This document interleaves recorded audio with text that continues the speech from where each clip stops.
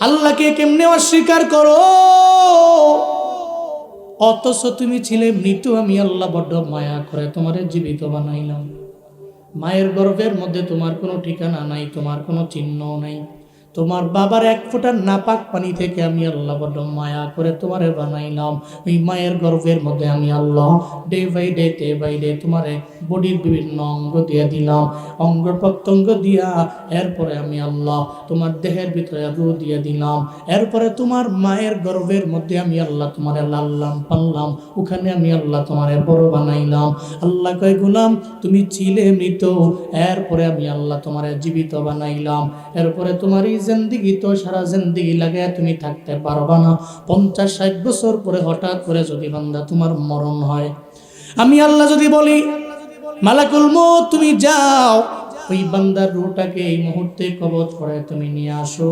মালাকুল মউত আমি রবের আদেশেই চলে, সঙ্গে সঙ্গে তোমার দরবারে চলে আসবে, প্রাণ পাখিটা উড়াল দিয়া চলে যাবে। তাহলে এই বডির তো কোনো দাম নাই, তোমার দেহের মধ্যে যে কলব আছে রূহ আছে এটারই দাম।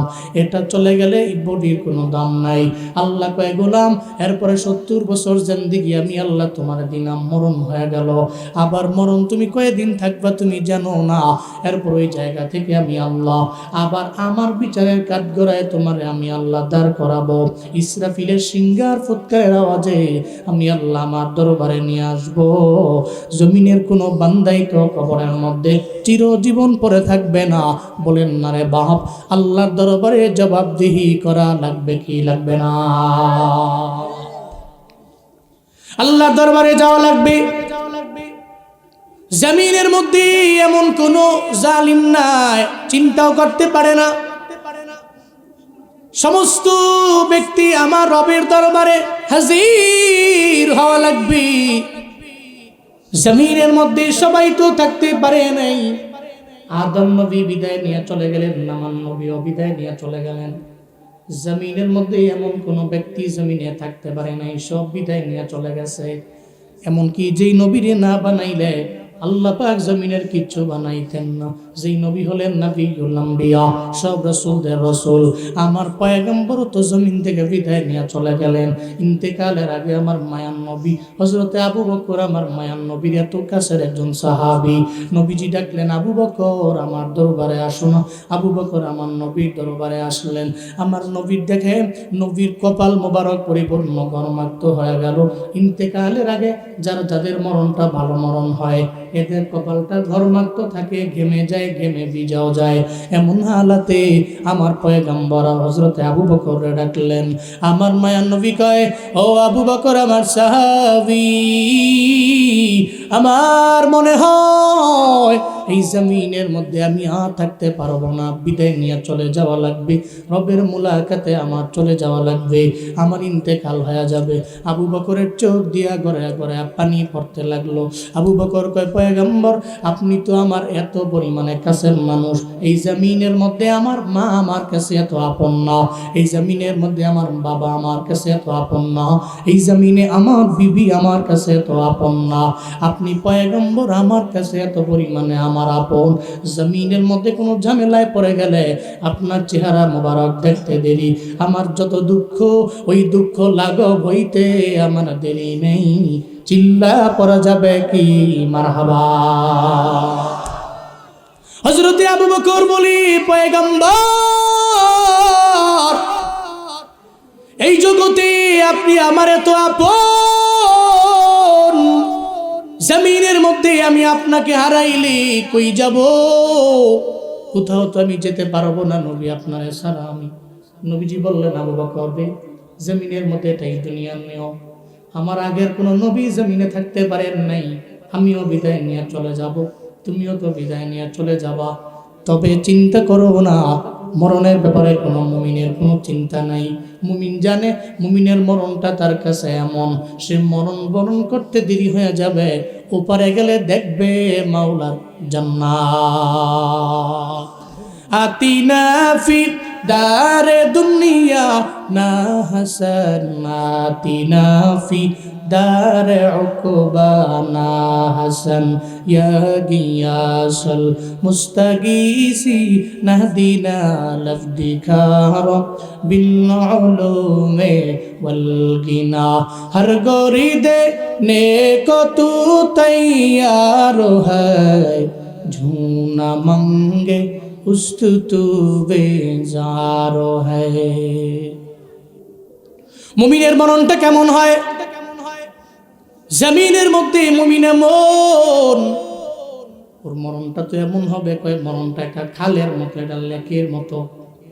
খালের এপারে মুমিন দাঁড়ায় থাকেন, খালের ওপারে আছেন একমাত্র আমার আল্লাহ। ও চিন্তা করে খালের এপারে আমি খালটা পার হইয়া ওপারে গেলে পাবো আমার মাওলার মুলাকাত, এই চিন্তা নিয়ে আগায়। এ কারণে দুনিয়ার যত মোহ সব তার কাছে তুচ্ছ মনে হয়। ও চিন্তা করে এই খালটা পার হলে পাবো আমি আল্লাহরে। জমিনের মধ্যে আমার মরণের কোনো চিন্তা নাই, কারণ তুফাতুল মুমিনিল মাউত, মুমিনের মরণটা মুমিনের জন্য একটা হাদিয়া, একটা পুরস্কার। চিল্লা জোরে পড়া যাবে কি সুবহানাল্লাহ? মুমিনের হাদিয়াটা মুমিনের জন্য একটা পুরস্কার, এটা তোহফা, এটা হাদিয়া। এজন্য ওর কাছে মরণটা খুব ভালো, ওর কাছে মনে হয় যে না মরণটা আমার জন্য শ্রেয়, কারণ মইরা গেলেই তো জান্নাত, মইরা গেলেই তো পাবো রবের মুলাকাত। আল্লাহু আকবার। এ তো বেদিন বেঈমান কাফের, এরা মরণ ডরায়। কি চিন্তা করে? জানে যে মরণ বরণ করলেই তো জাহান্নাম। ও জানে জমিনে যা উল্টা পাল্টা যা করছি, যা অন্যায় করছি, মইরা গেলে তো জাহান্নামে যাওয়া লাগবে। এই জন্য ও চিন্তা করে কেমনে মরণ থেকে বাঁচা যায়। মূলত সে তো মরণ থেকে বাঁচতে পারে না। একটা পর্যায়ে মালাকুল মউত তার দরবারে আসে, ওদিন সে আফসোস করলেও কোনো ফায়দা, কারণ মরণ তো কনফার্ম, এতে কোনো সন্দেহ আছে? আছে আছে। আমার মরণ আসিবে কখন কেউ তো জানে না, আমার মরণ আসিবে কখন কেউ তো জানে না। আমি চলে গেলে আমায় তোমরা ভুইলা যাইও না, আমি মরে গেলে আমায় তোমরা ভুইলা যাইও না। ডাইনে বামে মাটি আমার মাটির বিছানা, কন্যা ডাইনে বামে মাটি আমার মাটির বিছানা, ডাইনে বামে মাটি আমার মাটির বিছানা। এই দুনিয়ায় চিরজীবন থাকার জায়গা না, অন্ধকার কবর যে আমার আসল ঠিকানা।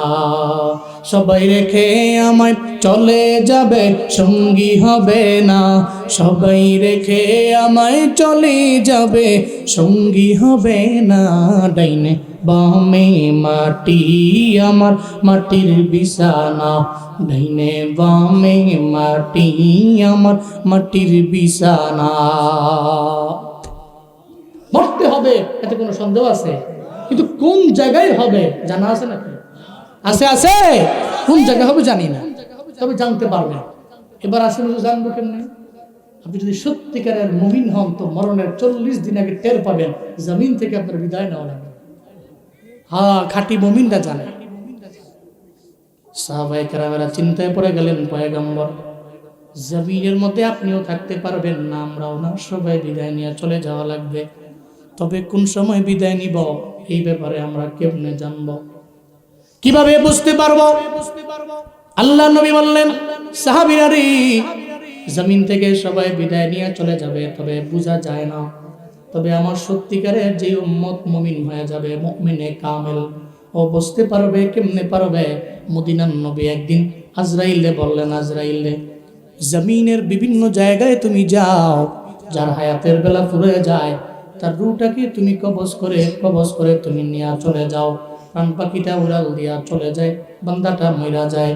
তবে জমিনে এত লক্ষ লক্ষ কোটি কোটি মানুষের রূহ তুমি যে কবজ করো, তুমি এটা জানো কেমনে কোন সময় কার মরণ হবে? এই ব্যাপারে তুমি জানো কেমনে? এই ব্যাপারে আমায় আগে বলো না। মালাকুল মউত বলতে লাগলেন, পয়গম্বর জমিনের মধ্যে এত মানুষ, সবার রূহ কবজ করার দায়িত্ব তো আমার। আমি কেমনে জানি জানেন? কারণ আমি এমনিতেই জানি না, এটা তো আমার ব্যক্তিগত কোনো কামালিয়াত না। আল্লাহ পাক আসমানে আরশে মুআল্লার মধ্যে এমন একটা গাছ আল্লাহ পাক বানাইছেন, ওই গাছের মধ্যে পাতা আছে, এমন কোনো মানুষ নাই যেই মানুষের নামে সিঙ্গেল কোনো পাতা নাই। আমি জুনায়েদ আল হাবিবের নামে একটা পাতা, এই মাহফিলের প্রত্যেকটা কমিটির নামে একটা একটা পাতা, আপনারা যারা বয়ান শুনতে আসলেন প্রত্যেকের জন্য একটা একটা পাতা আছে। ওই পাতায় লেখা আছে আমার নাম, ওই পাতার মধ্যে লেখা আছে আমার পূর্ণ ঠিকানা, কোথায় আমার বাড়ি ওইটাও লেখা আছে। সিরাজগঞ্জের বেলকুচির আমবাড়িয়া, তার বাড়ি কোন পাড়ায় বাড়ি, কোন বংশের লোক, ওই পাতার মধ্যে লেখা আছে। হযরতে আজরাইল বলে, ও পয়গম্বর আমার, ওই বান্দার মরণের পূর্বে 40 দিন আগে আমি দেখতে পাই গাছের পাতাটা হঠাৎ করে কেন যেন আলু বর্ণ হয়ে যায়, হলুদ বর্ণের হয়, ওই পাতাটা পরে যাবে ভাব হয়ে যায়। তখন তো বান্দাটা মুমিন হলে আমি বান্দার দরবারে চলে আসি, বান্দার দরবারে আইসা আমি বান্দারে জানায়া দিয়া যাই, বান্দারে তুমি তো মুমিন বান্দা, তোমার তো হায়াতের বেলা ফুরায় গেছে, হায়াতের বেলা ফুরায় গেছে, তোমার দাড়ি তার সংকেত, এই দাড়ি কালো ছিল তো সাদা হয়ে গেছে। আমি তার দরবারে আসি, আমি তারে একটা ইশারা দিয়া যাই, 40 দিন আগে তারে আমি বুঝাই দিই তুমি জমিনের মধ্যে বাঁচবা না। এই জন্য দেখবেন সমাজের মধ্যে যেই মানুষটা নামাজি হয়, যেই মানুষটা রোজাদার হয়, যেই মানুষটা নেক আমল করনেওয়ালা হয়, মরণের 40 দিন আগে দেখবেন চায়ের দোকানে যায়, কয় বন্ধুরা মনে হয় জমিনের মধ্যে আমি থাকবো না, আমারে মাফ করে দিও। আপনাদের যাদের বাবা নেই, আপনার বাবা বড় আমলওয়ালা ছিল, দেখছেন আপনি আপনার বাবায় 40 দিন আগে থেকে কেমন যেন লটপালট হয়ে গেল, ঠিকমতো খাবার খায় না, আগের মতো স্বাভাবিক আচরণ করে না, কেমনে বুঝে রে? আজরাইল কয় 40 দিন আগে তার ব্রেইনের মধ্যে এটা দিয়ে দেওয়া হয়, চিল্লায় পড়া যাবে কি মারহাবা। 40 দিন আগে জানতে পারে, তখন তো তার কোনো স্বাভাবিক আচরণ থাকে না, তখন তো সে আগের মতো আচরণ করে না, আগের মতো খানা খায় না, আগের মতো পানি পান করতে পারে না, ও যে কেমন জানি করে কই জমিনে আমি থাকবো না। সবার দাঁড়িয়ে গিয়া বিদায় নেই, মাফ করে দিও বন্ধুরে, জমিনের মধ্যে আমি থাকতে পারবো না, তুমিও তো থাকবা না, আমি বিদায় নিয়ে চলে যাব। সবার দরবারে গিয়া মাপ চায়। আজরাইলকে নবীজি 40 দিন আগে যাইয়া ওই বান্দার নামের যে পাতাটা এটা তো হলুদ বর্ণের হয়ে যায়, এরপরে এই মানুষটারে আমি যাইয়া আমি বারবার তারে স্মরণ করে দেই। একটা পরাজয়ী মানুষটার জন্য যখন সময়ের বেলা ফুরে যায়, মাত্র 3 দিন যখন ওর বাকি থাকে, আমি তার দরবারে যাই বলি, বান্দারে তোমার 3 দিন আর বাকি আছে, জমিনের মধ্যে তুমি আর থাকতে পারবা না। তখন মুমিন বান্দাটা ছেলেরে ডাক দেয়, মেয়েরে ডাক দেয়, পরিবারের সব লোকদের ডাক দেয়, এই আমার পরিবারের লোকেরা আমার দরবারে আয় না, জমিনের মধ্যে আমি আর থাকতে পারবো না, মাত্র অল্প কয়েকদিন বাকি আছে, জমিন থেকে বিদায় নিয়ে আমার চলে যাওয়া লাগবে।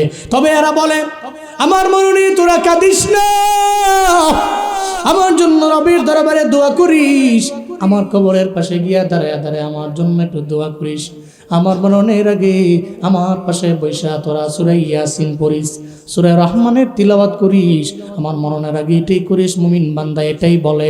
3 দিন আগে বলে আমার জন্য কান্না করার দরকার নাই। একটা পর্যায়ে এমন হয়ে গেল, যখন বান্দার মরণের 1 দিন বাকি আছে, আজরাইল কয় নবী তখন তার মাত্র 1 দিন বাকি আছে, তখন আমি আল্লাহর দরবারে যাই, আল্লাহ গো আপনার খাঁটি বান্দার রূহটাকে আমি বের করার জন্য আমি তো তার দরবারে যাব। আল্লাহ কয় আজরাইলে আমার বান্দার রূহটাকে কবজ করবা, এমনি এমনি করলে হবে না, আমার বান্দার জন্য আমি আল্লাহ একটা রুমাল রেডি রাখছি, তবে এই রুমালটা দুনিয়াবে কোনো রুমাল না, ওইটা জান্নাতি রুমাল, জান্নাতি রুমাল আমার বান্দার জন্য আমি রেডি রাখছি। রুমাল ছাড়া তুমি যেও না, এমনিতে রুটা বের করবা, এটা হতে পারে না। সুবহানাল্লাহ জোরে পড়ে না, আরো জোরে আল্লাহু আকবার। আল্লাহ বলেন আজরাইল জান্নাতে যাও, ওই জান্নাতে আমি আমার বান্দার জন্য এমন একটা রুমাল রাখছি রে, শুভ্র সাদা রুমালটা তুমি জান্নাত থেকে নাও, আমার বান্দার ওটাকে বের করে নিয়ে আসবা, ওই রুমালটার মধ্যে জান্নাতি সুগন্ধি লাগাও, জান্নাতি সুগন্ধি কত দামি সুগন্ধি, কয় সুগন্ধি যদি জমিনের কোনো একটা জায়গায় ছেড়ে দেওয়া হইতো পুরা জমিনটা সুগন্ধ দিয়া ভরপুর হয়ে যাইতো। একবার আওয়াজ করে পড়বেন কি মারহাবা।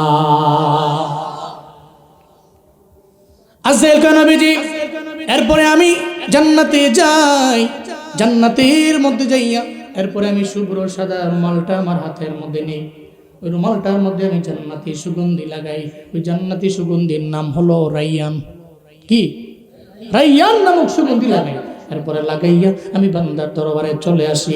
আমি আইসা দেখি ওর ডানে বামে সামনে পেছনে কত মানুষ গুলাইতো বসা, ওর ছেলেরা মেয়েরা কোরআনের আওয়াজ দেয়। আমি তার দরবারে আসি, আমি তার সামনে আইসা তার নাকের বরাবর যখন আমি রুমালটা ধরি, সে দেখে সাদা একটা রুমাল। আবার এই রুমাল তো জাহান্নামী রুমাল না, এটা দুনিয়াবি কোনো রুমাল না, এটা জান্নাতি রুমাল। আবার এই রুমালের মধ্যে সুগন্ধি, আবার এই সুগন্ধি জমিনের কোনো সুগন্ধি না, এটা তো এমন সুগন্ধি রে, এটা তো দামি সুগন্ধি, যেই ঘ্রাণ শুকলে মুমিন তো পাগলের মতো হয়ে যায়। তার নাকের বরাবর নিয়ে গিয়ে যখন ধরি, সে রুমাল থেকে একটু সুগন্ধি যখন ঘ্রাণ টান দিয়ে নেয়, তার নাক দিয়ে যখন টান দেয়, সঙ্গে সঙ্গে ওই ব্যক্তিটা জমিন থেকে বিদায় নিয়ে চলে যায়। তখন আমি তারে বলি, ইয়া আইয়াতুহান নাফসুল মুতমাইন্না, ইয়া আইয়াতুহান নাফসুল মুতমাইন্না ইরজিই ইলা রাব্বিকি রাদিয়াতাম মারদিয়া ফাদখুলি ফি ইবাদি ওয়াদখুলি জান্নাতি। আমি তার সামনে গিয়া তার রুহের সামনে, তার নাকের সামনে আমি ধরি, আমি তারে বলতে থাকি, প্রশান্ত আত্মা আয় আয়, আর ভেতরে থাকা লাগবে না, জমিনের মধ্যে আর থাকার কোনো প্রয়োজন নাই। আর জেল কয় পয়গম্বর, আমি যখন তারে ডাকি, ও রু আয় আয়, তোর প্রতি আমার আল্লাহ রাজি, তুইও তো আল্লাহর প্রতি এত পরিমাণে রাজি হয়ে গেল। রাদিয়াতাম মারদিয়া, তুমিও আল্লাহর প্রতি রাজি, আল্লাহ তোমার প্রতি রাজি। তুমি বান্দার ভেতর থেকে বের হয়ে চলে আসো। ভেতর থেকে যখন সঙ্গে সঙ্গে রুটা বের হয়ে চলে আসি, শুভ্র সাদা রুমালের মধ্যে সুন্দর করে রুটারে নেয় আর কয়, রু রে, তুই তো জমিনের মধ্যে আমলের লাইনে আগাইলা, তোর প্রতি আল্লাহ রাজি, আল্লাহর প্রতি তুমিও রাজি হয়ে গেছো। তোমার 70 বছরের জিন্দেগিটা তোমার জন্য যথেষ্ট, আর তোমার আমল আল্লাহর কাছে যথেষ্ট হয়ে গেল। যাও, আমি আল্লাহ পাক রব্বুল আলামিন পশ্চিমকালেও তোমার জাহান্নামে দিতে পারি না। আজরাইল কয় নবীজি, তখন তারে বলা হয়, ফাদখুলি ফি ইবাদি ওয়াদখুলি জান্নাতি, প্রশান্ত আত্মারে এই মুহূর্তে তুমি তোমার আমলের বিনিময়ে জান্নাতে চলে যাও। শুধু তাই না, যখন তার ভেতর থেকে রুটা বের হয়, সে যে একটা সুগন্ধি নিছে না নাক দিয়া, তো সুগন্ধিটা নাক দিয়া নেওয়ার পরে হেসে দেয়, মুস্কি হাসে। সুবহানাল্লাহ জোরে পড়বেন না? তো চিন্তা করে জমিনের মধ্যে কত আতর মাখলাম, কিন্তু এই আতর তো সেই আতরের মতো লাগে না। হায় হায়, এই আতর তো জান্নাতি আতর। আল্লাহু আকবার। রাইয়ান নামক আতরের সুগন্ধি যখন নাক দিয়ে সে নেয়, তখন সে অবাক হয়, আর অবাক হইয়া মুস্কি মুস্কি হাসতে থাকে। এই জন্য ভালো মরণ কাদের এটা চেক করবেন কেমনে? চেক করবেন সেভাবে, যদি ব্যক্তিটা মরার সময় এটা মুস্কি হাসি দিয়া মারা গেছে, মনে করবেন তার মরণ ভালো মরণ, এই ব্যক্তিটা জান্নাতি বলা যেতে পারে। সুবহানাল্লাহ জোরে পড়বেন না? তো ভালো মরণের কিছু আলামত আছে, এর মাঝে নাম্বার 1 হলো ওই ব্যক্তির কপালটা ভিজে থাকবে, ঘেমে যাবে। 2 নম্বরে ভালো মরণের একটা আলামত হলো এই ব্যক্তিটা মৃত্যুবরণের সময় হাসি দিয়ে থাকবে, তার মুস্কি হাসি তার মুখে লেগে থাকবে। সে মরণ বরণ করতে দেরি আল্লাহর সাথে মুলাকাত হয়ে তার কবর জান্নাত হতে দেরি হবে না। চিল্লায় সুবহানাল্লাহ। আল্লাহ আমাদেরকে বা ইমানের সহিত আমাদেরকে মরণ নসিব করেন। জোরে পড়ে না আমিন। আল্লাহ বেঈমান বানায়া আপনি কবরে নিয়েন না। চিল্লায় পড়েন আল্লাহুম্মা আমিন। তাহলে মরণ তো হবে, এতে কোনো সন্দেহ আছে? আল্লাহ পাক রব্বুল আলামিন আবার ওই মরণের পরে আল্লাহ যে আবার উঠাবেন, কোনো সন্দেহ আছে নাকি? জগৎ বিখ্যাত একজন ওলিয়ে কামেল আব্দুল কাদের জিলানী রাহমাতুল্লাহি আলাইহি, নাম শুনছেন না আপনারা? জগৎ বিখ্যাত একজন ওলিয়ে কামেল মহিউদ্দিন আব্দুল কাদের জিলানী রাহমাতুল্লাহি আলাইহি, এত বড় একজন ওলি আব্দুল কাদের জিলানী একদিন নদীর পাড় দিয়ে হাইটা যায়, নদীর কিনারা দিয়া নদীর পাড় দিয়ে হাঁটে, ওনার সঙ্গে যায় ওনার খাদেম। হঠাৎ করে যাওয়ার পর একটা জায়গায় উনি শুনতে পায় কে যেন চোখ দিয়ে গড়ায় গড়ায় পানি ফেলে আর গুনগুনায় গুনগুনায় কান্না করে। দেখবেন আপনার পাশের বাড়িতে যদি কেউ মারা যায়, দেখবেন তার সন্তানেরা অথবা তার কন্যা, তার বৌমা চোখের পানি ফেলে গুনগুনায় কান্না করে। আবার মা বোনদের কান্না তো এমনি বোঝা যায়, এরা কান্না করলে আওয়াজ হয়, গুনগুনায় কান্না করে। এমন কান্নার সাউন্ড যখন উনি শুনতে পাইলেন, আব্দুল কাদের জিলানী বলে, খাদেম রে, কে যেন চোখের পানি ফেলাইয়া কান্না করে, তার গুনগুনের সাউন্ড আমি শুনতে পাইলাম। চোখ দিয়া ঘোরা ঘোরা পানি পড়ে, আবার গুনগুনায় কি জানি কয়ে কান্না করে। এটা বলার পরে আব্দুল কাদের জিলানী কয়ে, খাদেম রে, তুমি যাও, তুমি গিয়া দেখো চোখ দিয়ে ঘোরা ঘোরা কেন মহিলাটা কান্না করে, কেন কান্না করে, এই ব্যাপারে তুমি আমার আয়েশা জানাও। আব্দুল কাদের জিলানী বলার পরে সঙ্গে সঙ্গে খাদেম চলে গেল, যা দেখে একটা বুড়ি মহিলা, প্রায় 80, 90, 100 বছরের মতো বয়স হয়ে যাবে।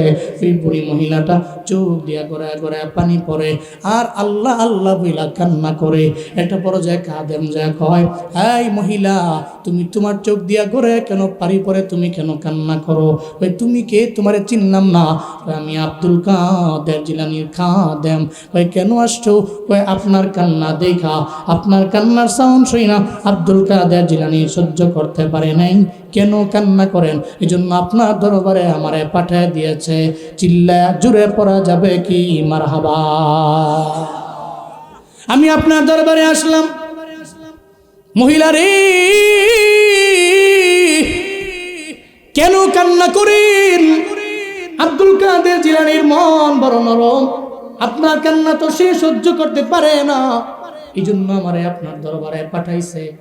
কেন কান্না করেন আমারে বলেন না। মহিলাটা বলতে লাগলো, কি বলবো তোমারে দুঃখের কথা, আগামীকালকে আমার ছেলের মৃত্যুবার্ষিকী। আমি আমার ছেলের জন্য চোখ দিয়া গড়া পানি পড়ে, আমি আমার ছেলের জন্য কান্না করি।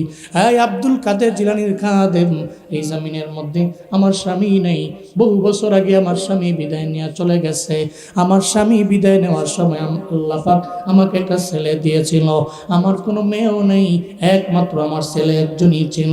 আমি তার চেহারার দিকে তাকাইয়া অন্য কোনো বীরের পিড়ির মধ্যে বসলাম না, অন্য কোনো স্বামী আমি গ্রহণ করলাম না। আমি আমার ছেলের দিকে তাকাইয়া আমার পুরো জিন্দেগি আমি পার করে দিতে চাইছিলাম। আজ থেকে 12 বছর আগে আমার এই ছেলেটাকে আল্লাহ পাক নিয়ে গেল।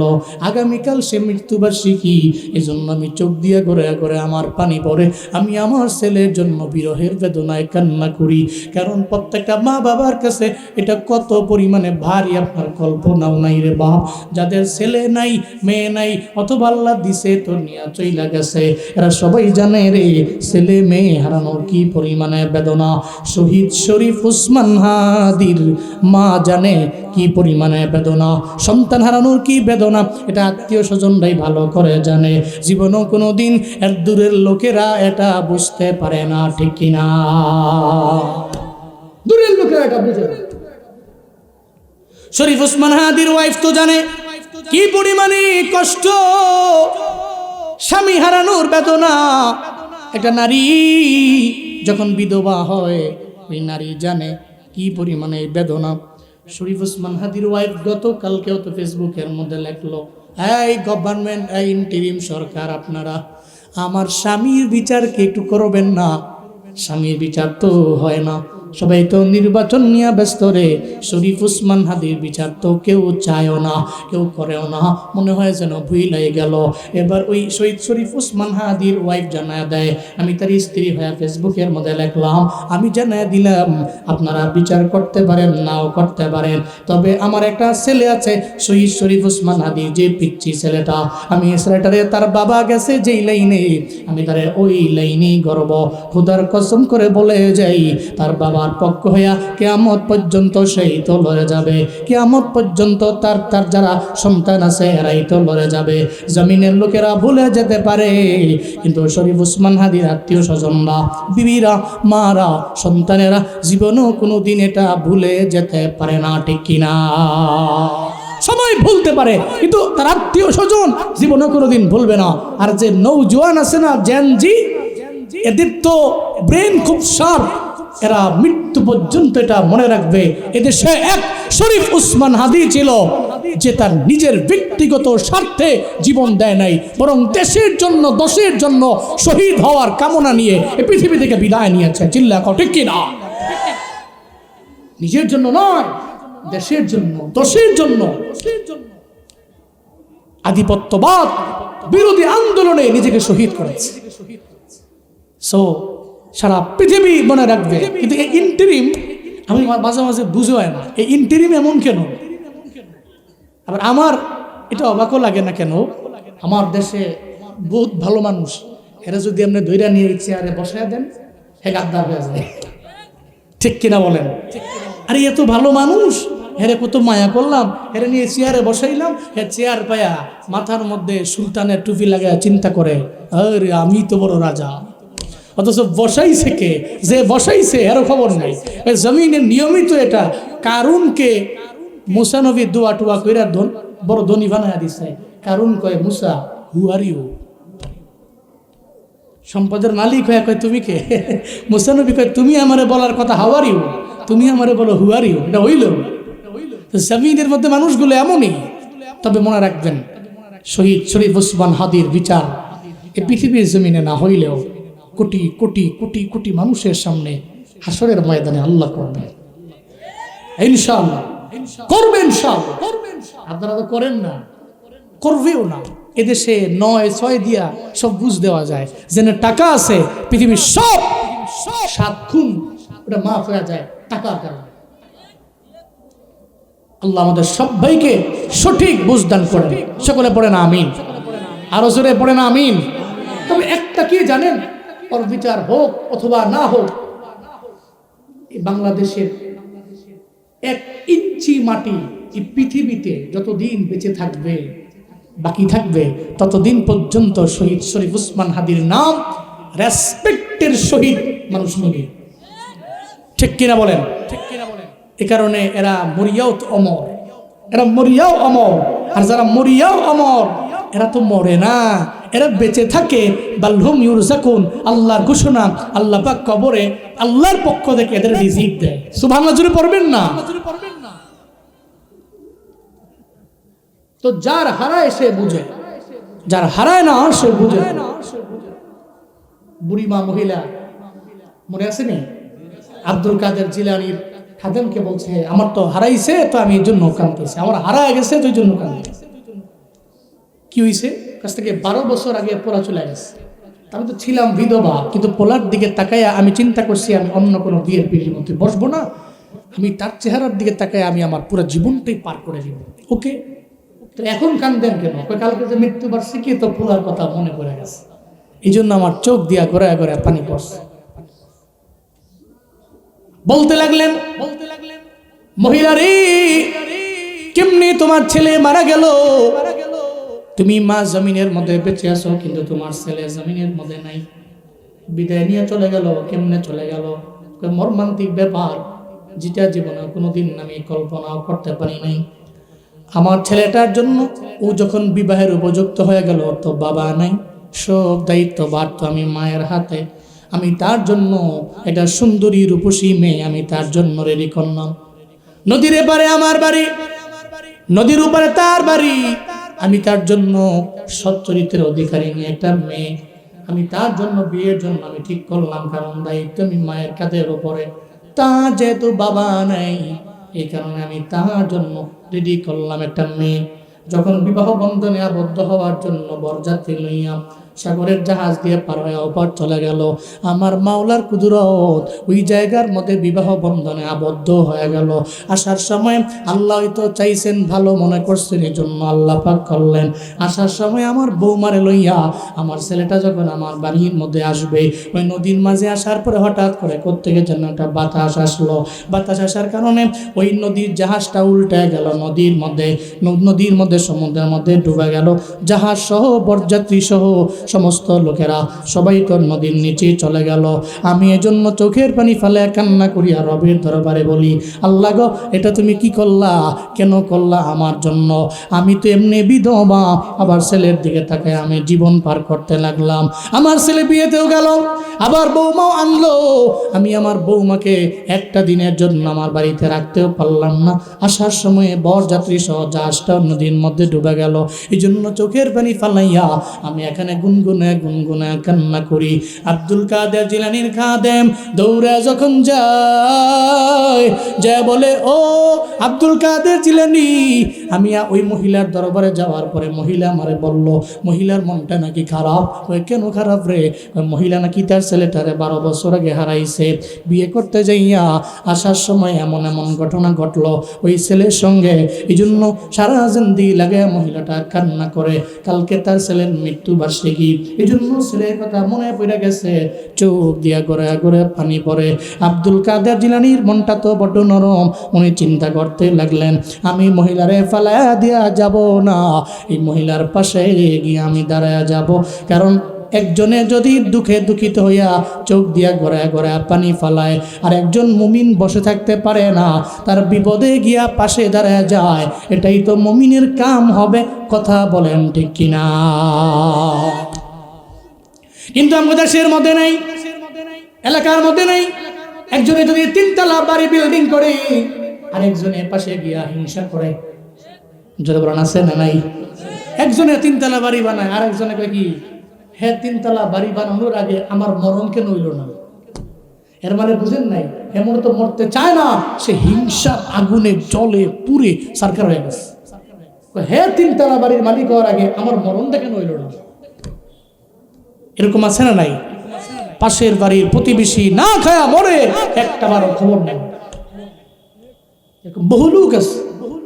কিন্তু প্রতিবেশীর দুঃখে দুঃখিত হলে না, তুমি মুমিনে কামেল হতে পারলে না। তো প্রতিবেশীর দুঃখে তুমি নিজেকেও দুঃখিত বানাইলা, তুমি মুমিনে কামেল হতে পারলা। এটা প্রতিবেশীর হক। পাশে যে আছে তারে নিয়ে ভালো খাবার রান্না করলে তারে নিয়ে খাও। কোন একটা ভালো উদ্যোগ নিলে তারে নিয়ে আসে উদ্যোগটা নেও। খুদার কসম, তুমি মুমিনে কামেল হতে পারবা। আর প্রতিবেশীর হক ঠিক মতো আদায় করো নাই, ডান বাম সামন পেছনে যারা আছে কোনো খবর নেও নাই, তুমি মনে করছো তুমি নিজেই সব, নিজেই একা। আল্লাহর বিচারের কাঠগড়ায় জবাবদিহি করা লাগবে।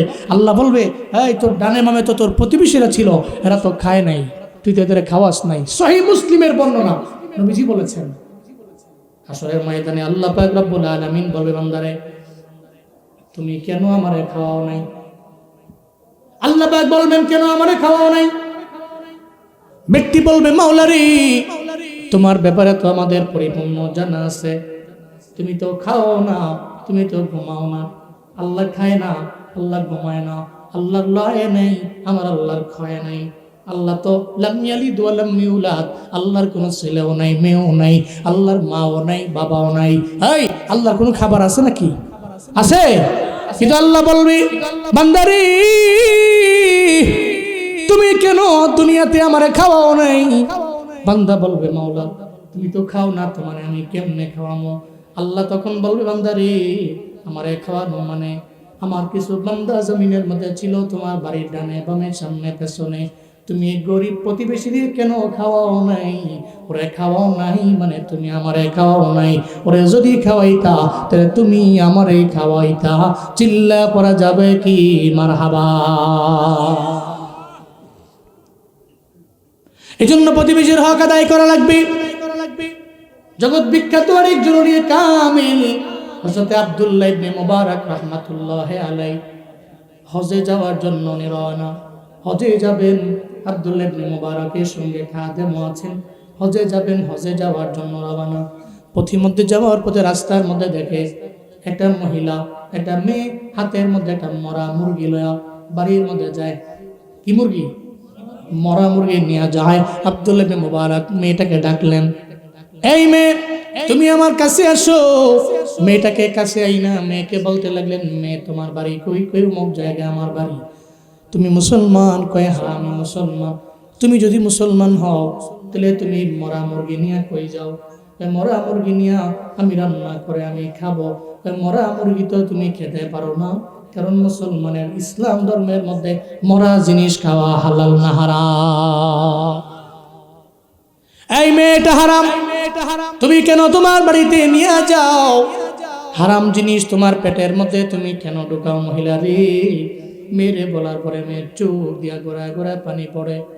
আব্দুল্লাহ ইবনে মুবারক, আমি এত গরিব মানুষ, আমরা এত অসহায় মানুষ, এই এলাকার মধ্যে যে লোকেরা বসবাস করে, আমাদের চতুর্পাশে খ্রিস্টানদের দেশ এবং খ্রিস্টানদের এলাকা, আমাদের এরিয়া থেকে কোনো মাল এরা নেয় না, এদের থেকে কোনো মাল আমারে দেয় না। এর মানে ইনপুটও বন্ধ, আউটপুটও বন্ধ, কোনো কিছুই নাই।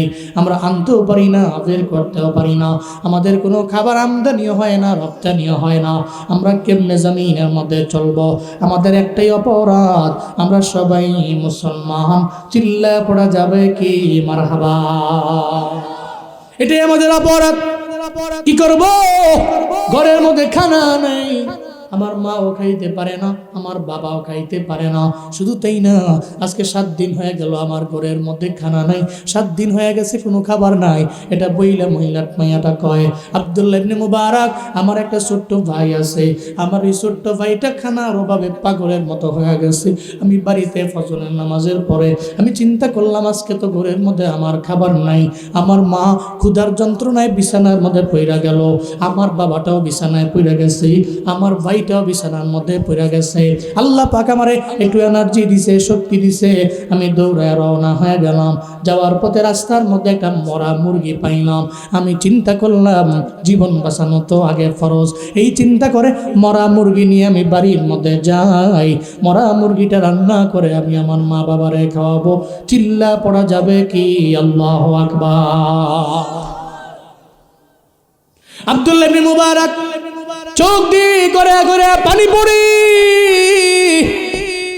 আব্দুল্লাহ ইবনে মুবারক কয়, খাদেম রে কই যাবা? কয় হজে যাই। হজে যায় তো কোনো লাভ নাই। কেন যাইবা হজে? হজে যায় তো কোনো ফায়দা নাই। হজ তো তোমার গ্রামেই আছে, আমাদের এলাকার মধ্যেই তো হজ আছে। লক্ষ লক্ষ টাকা খরচ করে হজের মধ্যে যাও, প্রতিবেশীর কোনো খবর নেও না। এই গ্রামের মধ্যে কত ধনী দেখবেন রমজানে উমরা করার জন্য হজের জন্য যায়, কিন্তু জাকাতের বেলায় নাই। জাকাতের বেলায় এমন একটা লুঙ্গি দেয়, যেই লুঙ্গি সিরাত তেনা তেনা সপ্তাহখানেক পড়ছে এমন লুঙ্গি, ওই লুঙ্গি তারা দিছে জাকাত হিসাবে। দেওয়ার পরে সপ্তাহখানেক পড়ছে, এরপরে লুঙ্গি টাইনা টান দেওয়ার কারণে প্রস্তাব করতে বসছে তো সিরা গেছে। ওই গরিবের চোখের পানি ফেলে কান্দে আর বলে, ধনী রে, তুমি তো আমার না দিলেও পারতা, তুমি তো আমার না দিলেও পারতা।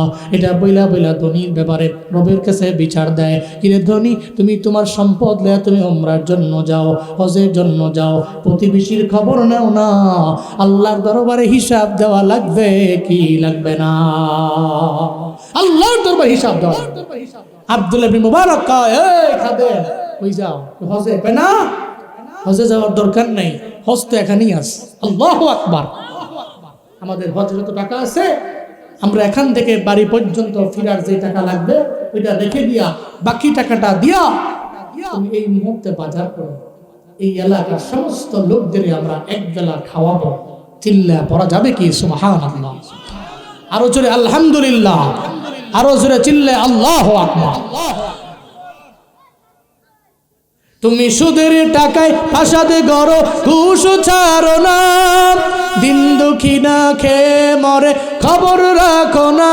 তুমি ঘুষকে বিচার করো সাজিয়া প্রধান, ঘুষকে বিচার করো সাজিয়া প্রধান। তুমি কেমন মুসলমান? তুমি কেমন মুসলমান?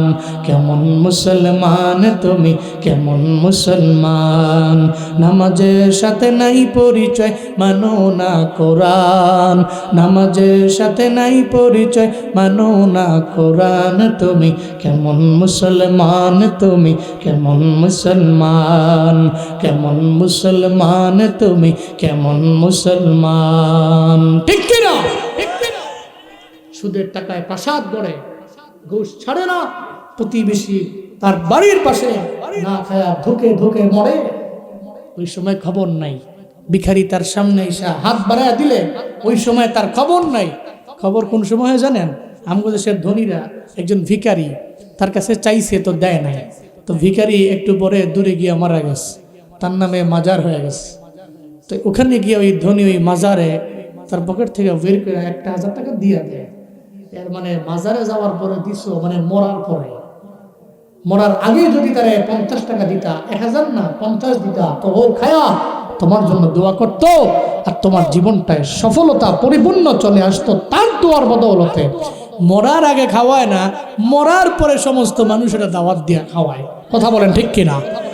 এই সমাজে এমন বহু আছে, আব্বারে আম্মারে খাওয়ায় না, ভাই আছে 3 জন, এক প্রথম ভাই মেজো ভাইয়ের ঠেলা মারে, মেজো ভাই 3 নম্বর ভাই ঠেলা মারে, খালি আমি খাওয়া মতরে নাই, খালি ঠেলা মারে। একটা পর্যায়ে ঠেলা মারতে মারতে বাবার ওষুধ লাগবে মাসে 3-4 হাজার টাকার, 3 ভাইয়ের এক ভাইও বাবার ওষুধের টাকা দেয় না। এরকম আছে না নাই? এরপরে যখন আব্বা আম্মা মারা যায়, মারা যাওয়ার পরে 40 করে, কি করে 40 করে, এরপরে আব্বা আম্মার লেগে খালি দোয়া করো, কি দোয়া? হুজুর দাওয়াত দাও, হুজুর দাওয়াত দাও, গরু আনো, জবাই করো, 40 দিনে আব্বা আম্মার নামে সমানে ফি সাবিলিল্লাহ মানুষের খাওয়াও। এমন এক আয়োজন করে, ওই আয়োজনে ফজরের খবর নাই, জোহরের খবর নাই, আসরের খবর নাই, মাগরিবের খবর নাই, এশার খবর নাই। কি রে কি করো? মেজবানি করি। কার জন্য? আব্বার জন্য। কয় নামাজ বাদ দে। আব্বার জন্য নামাজ বাদ দিয়া মেজবানি কইরা লক্ষ টাকা খরচ করে ইন্তিকালের আগে, মৃত্যুর আগে 1 টাকা খরচ করতে গিয়া 40 বার চিন্তা করে এমন নিমুখারাম বোকা সন্তান এ সমাজে আছে না নাই? মরার পরে বাপ তুমি খাও, যখন মুমূর্ষু অবস্থা থাকে তখন যে কয় বাপ ধরো, একেবারে ফল টল খাওয়া উড়ে না। কিন্তু এর আগে যে আব্বা খাইতে পারতো তখন খাওয়ায় নাই, তখন আম্মা খাইতে পারতো খাওয়ায় নাই। না ফরমান, তুমি এমন নিমুখারাম। আমাদের সমাজে কদরটা এমনই, মৃত্যুর আগে কেউ কদর দেয় না, মরণের পরে সবাই কদর দেয়। কথা বলেন ঠিক কিনা বলেন? এই জন্য মরণের আগে কদর দেওয়া লাগে, মরণের আগে। আব্দুল্লাহ বিন ওয়ারক বলে, খাদেম হস্ত এলাকায় হয়ে গেছে, এক বেলার বাজার করে সবাই রে খাওয়াই দিলে আমার কাছে আমার দিল সাক্ষী দেয়, আল্লাহ পাক হজে যাইলে যে সওয়াব দিত, এই মানুষগুলোরে খাওয়াইলে আল্লাহ পাক হজের সওয়াব আমাকে দিয়ে দিবে। উনি হজে গেলেন না, এদের খাওয়াইলেন, তাহলে প্রতিবেশীর হক আদায় করতে পারবো তো ইনশাআল্লাহ?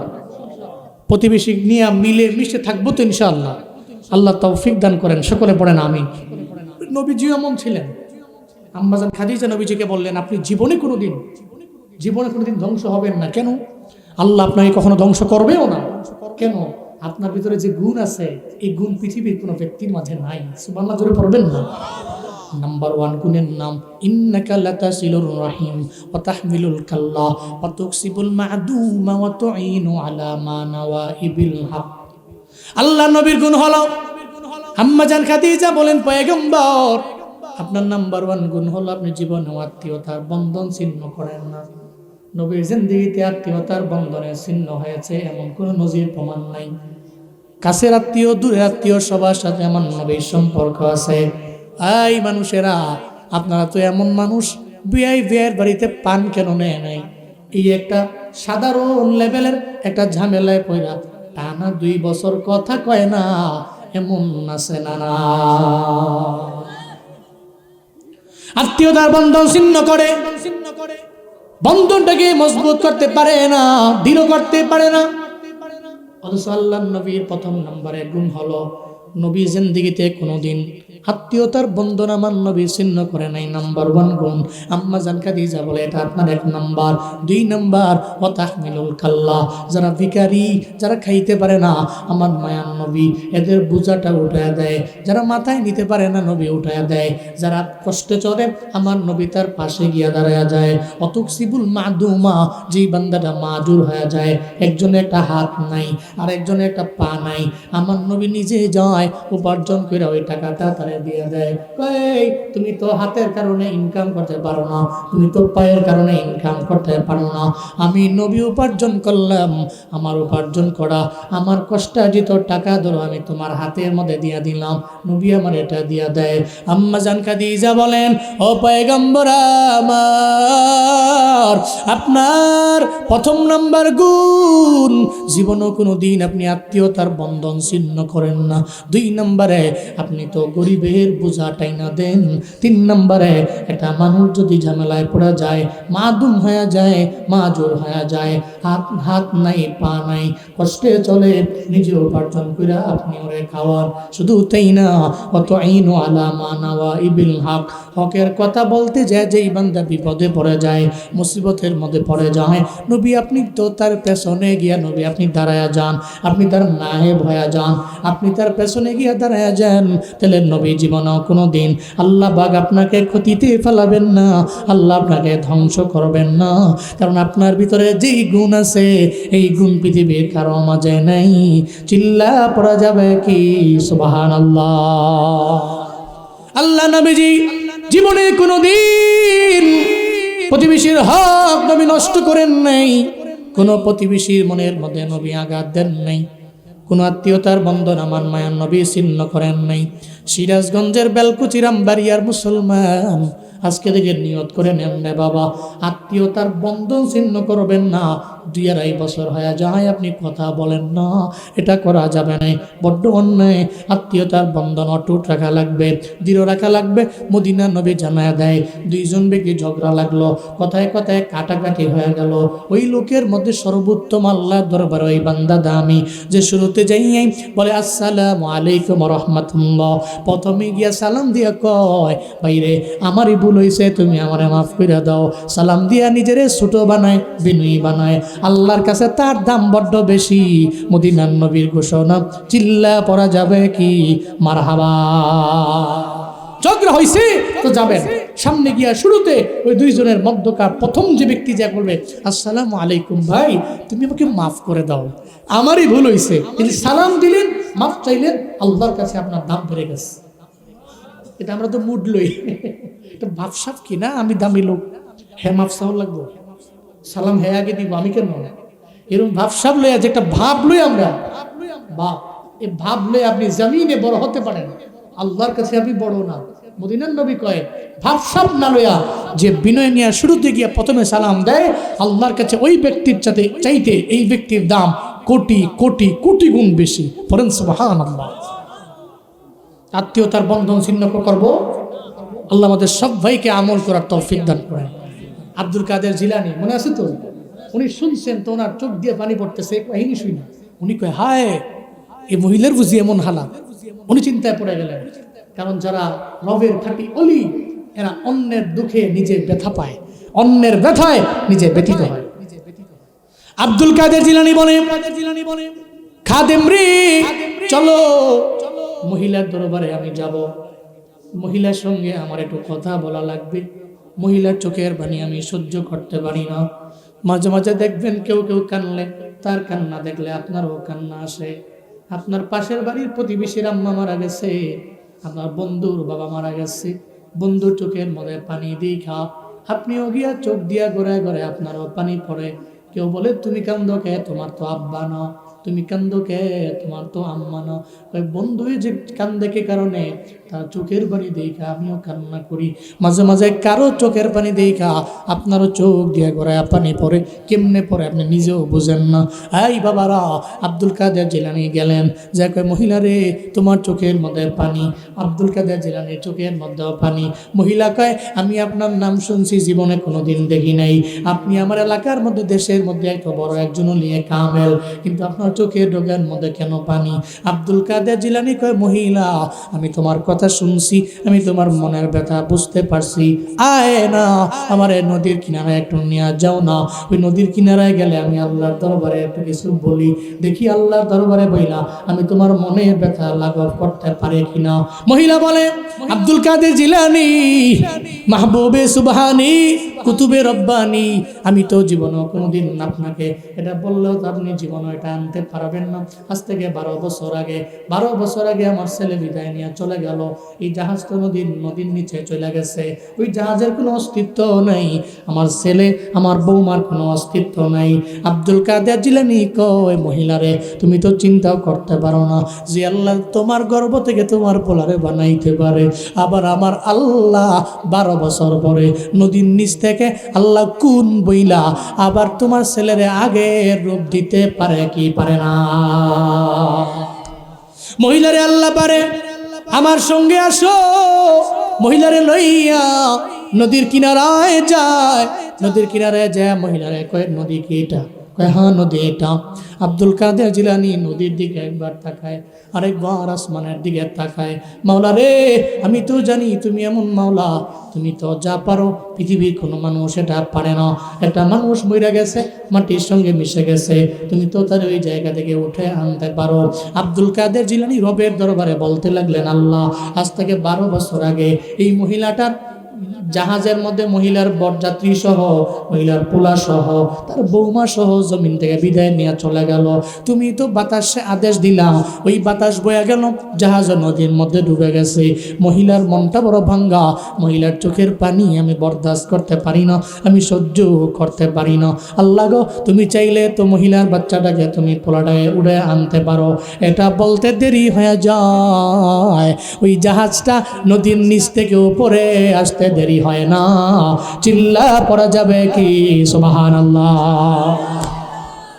জাহাজ আইসা গেছি, বরযাত্রী উঠে গেছি, বৌমা উঠে গেছে, সব উঠা নদীর কিনারে আসছি।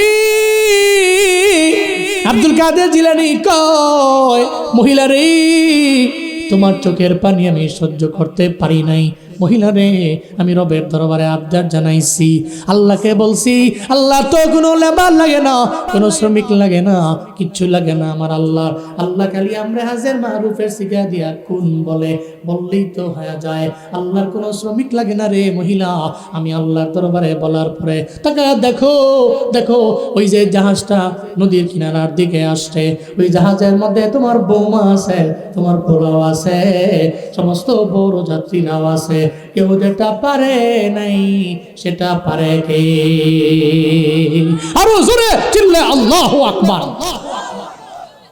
যেটা পারে না পৃথিবীর কেউ, সেটা আল্লাহ পারে। হ্যাঁ, আপনার অবাক হইতে পারেন আপনি, কিন্তু আব্দুল্লাহ ইবনে আব্বাসের 3টা সওয়ালের জবাব শুনলে আপনি আরো অবাক হবেন, আল্লাহ কি পারে। আব্দুল্লাহ ইবনে আব্বাস একদিন দাঁড়িয়ে আছেন, খলিফাতুল মুসলিমিন হযরত ওমর রাদিয়াল্লাহু আনহু দাঁড়ানো। একটা ইহুদি আইছে, ইহুদি আয় কয়, খলিফাতুল মুসলিমিন ওমর, তোমার কাছে আমার 3টা প্রশ্ন। জোরে বলেন, কয়টা প্রশ্ন? বলেন কয়টা? 3টা প্রশ্ন। যদি 3টা প্রশ্নের জবাব তুমি দিতে পারো, তাহলে আমি কালেমা পড়ে মুসলমান হয়ে যাব। 3টা প্রশ্নের জবাব দিলে আমি কালেমা পড়ব। এটা বলার পরে খলিফাতুল মুসলিমিন হযরত ওমর রাদিয়াল্লাহু আনহু বললেন, বলো তোমার 3টা প্রশ্ন কি? আমার নাম্বার 1 প্রশ্ন হলো, এই জমিনের মধ্যে একজন মায়ের গর্ভ থেকে টুইন বেবি 2জন আসছে, যমজ 2জন আইছে জমিনে, আবার একসাথে জমিন থেকে বিদায় নিয়ে চলে গেছে। খুব বুঝেন, মায়ের পেট থেকে আসছে একসাথে, আবার একসাথে বিদায় নিয়ে চলে গেছে, কিন্তু 2 ভাইয়ের বয়সের ব্যবধান হয়েছে 100 বছর। সুবহানাল্লাহ, পকেটে তুন বাড়ি যায় কই, অবাক না? মায়ের পেট থেকে আইছে, আবার একসাথে 2জনে বিদায় নিয়ে চলে গেছে, টুইন, কিন্তু 2জনের মাঝে বয়সের ব্যবধান কত? আর কেমনে সম্ভব? প্রথম নাম্বার প্রশ্ন। তবে তুমি জবাব দিবা কোরআন থেকে। হযরত ওমরকে বললেন, তুমি জবাব দিবা কোথা থেকে? কোরআন থেকে। এরপরে নাম্বার 2 প্রশ্ন হলো, পৃথিবীতে এমন একটা জায়গা আছে যে জায়গায় পৃথিবীতে সর্বপ্রথম সূর্যের কিরণটা ওখানে গিয়েছে। এরপরে এর আগে কোনো সময় সূর্যের কিরণ ওখানে যায় নাই, কিয়ামত পর্যন্ত সূর্যের আলো ওখানে যাবেও না। খালি একবারই পড়ছে, এর আগেও পড়ে নাই, যখন পড়ছিল একটু পড়ছিল, এরপরে কিয়ামত পর্যন্ত আর পড়বেও না। বলো কোরআন থেকে উত্তর দাও, এটা কোথায় হয়েছে, কার সাথে হয়েছে? 3 নাম্বার, পৃথিবীতে একটা লাশ, মুর্দা, এই মুর্দা কবরে ঢুকছে। এই কবরটা ওই মুর্দাকে নিয়ে টানা 40 দিন পর্যন্ত ঘুরছে, কিন্তু কবরের ভিতরে যে মুর্দাটা, ওই মুর্দাটা বড় চালাক চতুর ছিল। ও খালি চেষ্টা করছে কেমনে বের হওয়া যায়। একটা পর্যায়ে 40 দিন পরে গিয়া মুর্দাটা কবর থেকে বের হয়ে গেছে। ওই কবর ওই মুর্দাকে রাখতে পারে নাই। বলো কার সাথে হয়েছে? তো কোরআন থেকে বলো। এই 3টা সওয়ালের জবাব যদি আমাদের দাও, আমি কালেমা পড়ে মুসলমান হয়ে যাব। আরো জোরে সুবহানাল্লাহ। আপনারা কি শুনবেন এই জবাবগুলো? শুনতে চান তো? কোন সুবহানাল্লাহ পড়েন, আলহামদুলিল্লাহ। আরো জোরে চিল্লায় আল্লাহু আকবার। যেখানে প্রশ্ন ওখানে কোরআনে উত্তর আছে না নাই? সব সমস্যার সমাধান দিতে পারে, দিতে পারে। সমাধান চাও যদি জীবনে মরণে, ফিরে যাও খুঁজে নাও চোখ রাখো কোরআনে। সমাধান চাও যদি জীবনে মরণে, ফিরে যাও খুঁজে নাও চোখ রাখো কোরআনে। তবেই পাবে সুখ শান্তির ঠিকানা, তবেই পাবে সুখ শান্তির ঠিকানা, যদি মেনে নাও তুমি মনে প্রাণে। সমাধান সমাধান চাও যদি জীবনে মরণে, ফিরে যাও খুঁজে নাও চোখ রাখো কোরআনে।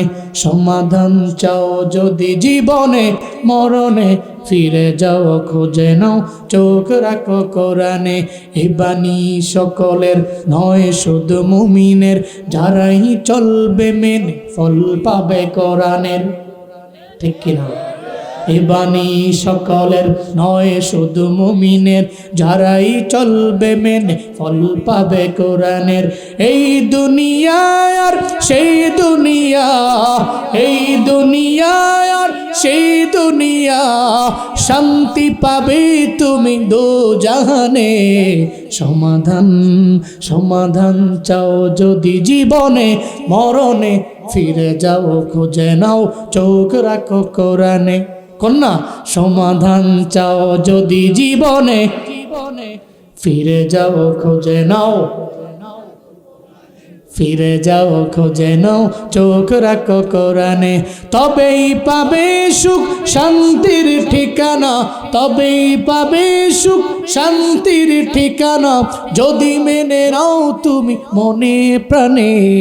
সমাধান সমাধান চাও যদি জীবনে মরণে, ফিরে যাও খুঁজে নাও চোখ রাখো কোরআনে। সমাধান চাও যদি জীবনে মরণে, ফিরে যাও খুঁজে নাও। জোরে পড়েন মারহাবা। সমস্ত সমস্যা যেখানে সমাধান আছে না নাই? যেখানে অনেক বড় বড় কঠিন সওয়াল, ওখানে কোরআনের জবাব আছে না নাই? খলিফাতুল মুসলিমিনের পাশে মাত্র 12 বছর বয়সী আব্দুল্লাহ ইবনে আব্বাস দাঁড়িয়ে আছেন। কয় বছর বয়সী? অনেক বেশি বয়স। 12 বছরের ফুলাইন তো উল্টা পাল্টাই করে, ঠিক কিনা বলেন? আগে এক সময় 12 বছরের ফুলাইন ছোট ছিল, এখন ছোট না। এখন 12 বছরের ফুলাইন যে ফ্রি ফায়ার খেলে, পাবজি আর লুডো কি সারাদিন মোবাইল চালায়, ঠিক কিনা বলো? 12 বছরের পোলা এখন না ইসা কলির কালের মতো আইলাম। 12 বছরের পোলা, বাপ রে বাপ, তোমরা পৃথিবী সব বুঝো। আবার দেখবেন কেউ দেখলে সালামও দেয় না, মুরব্বী বড় ভাই এলাকার সম্মান করে না, ভাবসাবি অন্যরকম। আব্দুল্লাহ ইবনে আব্বাস মাত্র 12 বছর বয়সী। আব্দুল্লাহ ইবনে আব্বাস বলে, খলিফাতুল মুসলিমিন ওমর, এই 3টা সওয়ালের জবাব আমি দিয়ে দিই না? সুবহানাল্লাহ ভাই, জিয়া কয়েন আরো জোরে করে সুবহানাল্লাহ। কয় বছর বয়সী? মাত্র 12 বছর বয়সী। ওমর, এই জবাবগুলো আমি দিই। এই জন্য ওনার লকব হচ্ছে রইসুল মুফাসসিরিন, সমস্ত মুফাসসিরদের লিডার। সুবহানাল্লাহ জোরে পড়বেন না? পৃথিবীতে যত মুফাসসির আছে, সমস্ত মুফাসসিরের লিডার আব্দুল্লাহ ইবনে আব্বাস রাদিয়াল্লাহু তাআলা। উনি বলতে লাগলেন, খলিফাতুল মুসলিমিন, ইহুদির নাম্বার 1 প্রশ্ন, ওই প্রশ্নের জবাব আমি কেমনে দিব আপনি জানেন? কোরআন থেকে দিব, কোরআন থেকে দিব। নিজে বললেন মায়ের গর্ভ থেকে 2জন টুইন বেবি আসলো, একসাথে জমিন থেকে বিদায় নিয়ে চলে গেল। তবে 2জনের মাঝে বয়সের ব্যবধান হয়ে গেল 100 বছর, 100 বছর হয়ে গেল। এটা ঘটেছে, আল্লাহর একজন নবী আছে, ওই নবীর নাম হযরতে উযাইর আলাইহিস সালাম। উযাইর আলাইহিস সালামকে আল্লাহ জমিনের মধ্যে পাঠাইলেন, একা পাঠান নাই, ওনার সঙ্গে ওনার আরেকজন ভাইও ছিল। ওই 2জন একসাথে মায়ের গর্ভ থেকে আসলো, আবার একসাথে জমিন থেকে বিদায় নিয়ে চলে গেল। উযাইর নবী একদিন একটা বড় বসতির মধ্যে গেলেন। বসতির মধ্যে যাওয়ার পরে দেখে বসতির লোকেরা সব মরে পচে গেছে, এরা সব মাটির সঙ্গে মিশে গেছে, বসতিতে বড় একটা দুর্ভিক্ষ আসলো। এমন হালাতে সঙ্গে সঙ্গে ওই উজাইর আলাইহিস সালাম এই হালাত দেখে রবের দরবারে আবদার জানাইল, মাওলারে এই যে বসতির মধ্যে আসলাম, এই বসতির লোকেরা সবাই বিদায় নিয়ে চলে গেল, তুমি এগুলারে কেমনে উঠাইবা? আমার তো জানা আছে অল কদরি খাইরিহি শাররিহি মিনাল্লাহি তাআলা ওয়াল বাসি বাদাল মাউত, আমার তো ঈমান আছে মৃত্যুর পরে পুনরুত্থান দিবস। তোমার দরবারে তুমি সবারে নিয়ে যাবা। ওয়া ইলাইহি তুরজাউন মিনহা খালাকনাকুম ওয়া ফিহা নুঈদুকুম ওয়া মিনহা নুখরিজুকুম তারাতান নুখরা। ও আল্লাহ, তুমি মাটি থেকে বানাইলা, মাটিতেই চলে যাওয়া লাগবে, আবার তুমি উঠাইবা। এই ব্যাপারে আমার ঈমান আছে, তবে আমি জানতে চাই তুমি এই মানুষগুলো মাটির সঙ্গে মিশে গেল, আমি প্র্যাকটিক্যালি দেখবার চাই। এই আল্লাহ গো, তুমি আমার একটু দেখাইবানি। নবী আল্লাহর দরবারে আবদার জানায়। আল্লাহ কয়, নবী উজাইর প্র্যাকটিক্যালি দেখবার চাও? কয় হা, তাহলে তোমারে আমি প্র্যাকটিক্যালি দেখাবো। আল্লাহ সঙ্গে সঙ্গে আদেশ দিয়া দিলেন, উজাইর নবীর কান রে, উজাইর নবীর চোখ রে, তোমরা দুইজনেই ঘুমায়া যাও। কান ঘুমায়া গেল, এরপরে চোখও ঘুমায় গেছে, চোখ ঘুমায় গেছে, কান ঘুমায় গেছে। উজাইর নবীর এমন ভাবে ঘুম দিল, ওই ঘুম থেকে আল্লাহ পাক ওনাকে জাগাইলেন। নবী উজাইর, আপনি তো ঘুমাইলেন, ঘুমের মতো ঘুমাইলেন, ঘুম থেকে এবার জাগলেন, বলেন তো বসতির মধ্যে আপনি কয়দিন ঘুমাইছেন? সঙ্গে সঙ্গে উজাইর নবীকে, আল্লাহ আমি তো ঘুমাইলাম, মনে হয় একদিন ঘুমাইছি, না ওই দিনের কিছু অংশ আমি ঘুমাইলাম। আল্লাহ কয়, নবী উজাইর, না না, আপনি যে ঘুমায় গেলেন, এক ঘুমের মধ্যে 100 বছর পার হয়ে গেছে, আপনি টের পান নাই। পড়েন মারহাবা। এক ঘুমে কয়শো বছর? 100 বছর পার হয়ে গেছে। নবী উজাইর কয়, আল্লাহ গো, এটা কেমনে সম্ভব, কেমনে পসিবল? আমার কাছে মনে হয়, আমি মনে হয় দিনের মাত্র এক অংশ একটা আমি ঘুমাইলাম, অথবা একদিন আমি ঘুমাইলাম। 100 বছর কেমনে গেল? কয়ে দেখবার চাও? তুমি যাও। এই উজাইর নবী আমার, আপনি যেই বসতির মধ্যে আসলেন, আসার সময় আপনার একটা বাহন ছিল, ওই বাহনটা ছিল আপনার ঘোড়া। দেখেন আপনার ঘোড়াটা ওই জায়গায় আছে না নাই? উনি যা দেখে ওই ঘোড়াটা নাই, ঘোড়াটা জমিনের মধ্যে মইরা গেছে, মইরা পইচা গেছে, এবং ঘোড়ার যত হাড্ডি আছে সমস্ত হাড্ডি মাটির সঙ্গে মিশে গেছে। চিল্লায় পড়া যাবে কি সুবহানাল্লাহ। আল্লাহকে বলতে লাগলেন, মাওলারি এখন আমি এই ঘোড়া ছাড়া, গাধা ছাড়া আমি জমিনের মধ্যে কেমনে চলবো? এটা আমার বাহন ছিল, আমি বাহন ছাড়া জমিনের মধ্যে কেমনে চলবো রে মাওলা? আল্লাহ কয়, নবী উজাইর চিন্তা করেন না, এখন আপনি আবার যান। আপনার যে ওই ঘোড়ার ওপরে একটা থলে ছিল, থলে নিয়ে আপনি ঘুরেন, ওই থলের মধ্যে যা ছিল দেখেন ঠিকঠাক মতো আছে কিনা। উজাইর নবী যা দেখে, ওই থলের মধ্যে উনি ঘুমানোর আগে আঙ্গুর ফল ছিল। কি ফল? আঙ্গুর ফল ছিল। উনি তাকায় দেখে রে, আঙ্গুর ফলগুলো যেমন রাইখা ঘুমাইছে তেমনই রয়ে গেছে, কিন্তু ঘোড়া পইরা মইরা মাটির সঙ্গে হাড্ডি গুলা মিশে গেছে। চিল্লা বলেন খেলা কাদের কুদরতদারি বরকামাল, আন্তা রব্বি আন্তা হাসবি দুল জালাল, তুহি কাদির জলিলুল্লাহ জাহাদার, বহর হালে তুহি মেরা নগহদার। আল্লাহ কয়, নবী উজাইর অবাক। কি কয় অবাক? ঘোড়ার দরবারে গেলাম, ঘোড়াটা পইরা গেল, মইরা গেল জমিনের মধ্যে, হাড্ডিগুলা পর্যন্ত মিশে গেল, কিন্তু আমার থলের মধ্যে আঙ্গুর ছিল, আঙ্গুরটা পচল না, যেমন রেখা ঘুমাইছিলাম তেমনই আছে রে মাওলা। এটা কেমন খেলা? এটা তোমার কেমন কুদরত রে মাওলা? বেলকুচিরাম বাড়িয়া মুসলমানেরা আমায় বলেন না, আঙ্গুর কি আগে পচবে না ঘোড়া আগে পচবে? কি আগে পচবে? আল্লাহ যদি কয় পচবে না, ঘোড়া আগে পচবি, ঘোড়া আগে মরবে। যদি আল্লাহ কয় তাহলে আঙ্গুর ঠিক থাকবে, ঘোড়া আগে মইরা যাবে, আগে পয়সা যাবে, কারণ সর্বময় ক্ষমতার মালিক কে?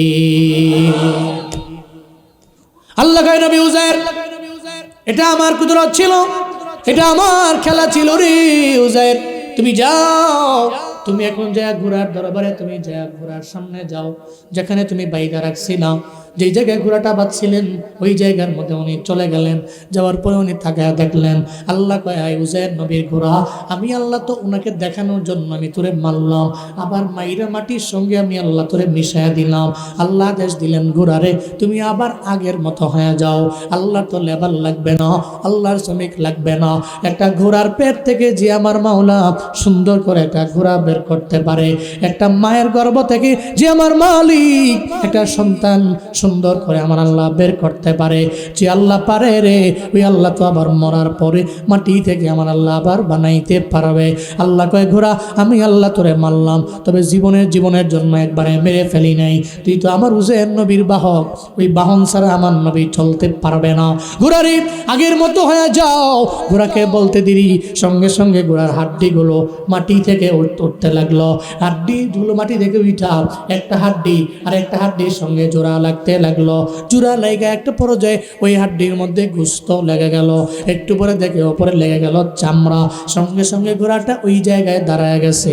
এবার উজাইর নবী তো আরো অবাক হয়ে গেলেন, আল্লাহর দরবারে বলতে লাগলেন, মাওলা রে, তুমি ঘোড়াটারে মারলা, এই মাটির সঙ্গে তুমি মিশায় দিলা, ঘোড়ার কোনো অস্তিত্ব নেই, আবার তুমি ঘোড়াটারে আমার সামনে বানাইলা। আল্লাহ কয়, নবী আমি আল্লাহ আপনারে ঘুম পাড়ায় দিলাম, বুঝতে পারেন নাই, 100 বছর চলে গেছে, আপনার আঙ্গুর ফলের কিছু হয় নাই, এদিকে ঘোড়াটা পইরা মইরা গেছে, মাটির সঙ্গে মিশা গেল।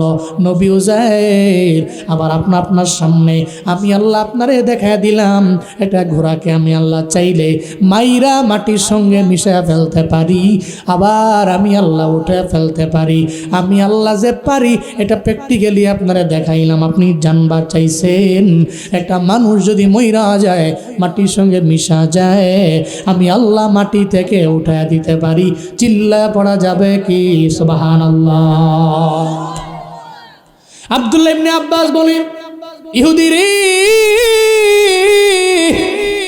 তুমি জানবার চাইছো মায়ের গর্ভ থেকে সন্তান আইছে, দুইজন আইছে একসঙ্গে, আবার একসঙ্গে বিদায় নিয়ে চলে গেল, এটা জানবার চাইছো রে, আমি তোমারে এই ব্যাপারে জানাই দেই।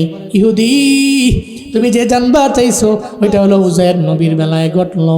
ওই যে উজাইর নবী ঘুমায় গেল, উনি মনে করলো একদিন, কিন্তু চলে গেছে কয় বছর? যেটা বলেন চলে গেছে কয়শো বছর? 100 বছর চলে গেছে। তাহলে যেই ভাইটা একসাথে জমিনের মধ্যে আসলো, একসাথে বিদায় নিয়ে চলে গেল, ওই ভাইয়ের তো বয়স বাইরে গেছে 100 বছর, কিন্তু 100 বছর তো এক ঘুমের মধ্যে একদিনে কেটে গেছে উজাইর নবীর। উজাইর নবীর বয়স কম হয়ে গেছে, উজাইর নবীর ভাই বয়সে বড় হয়ে গেছে। কথা বলো, আমার কথা ঠিক কিনা, জবাব আমার ঠিক হয়েছে কিনা। এটা বলার পরে ওদি কয়, তুমি বলছো তো সঠিক বলছো, তুমি কোরআন থেকেই বলছো, চিল্লা পড়া যাবে কি মারহাবা। জয় বলেন, আল্লাহ পারে কি পারে না?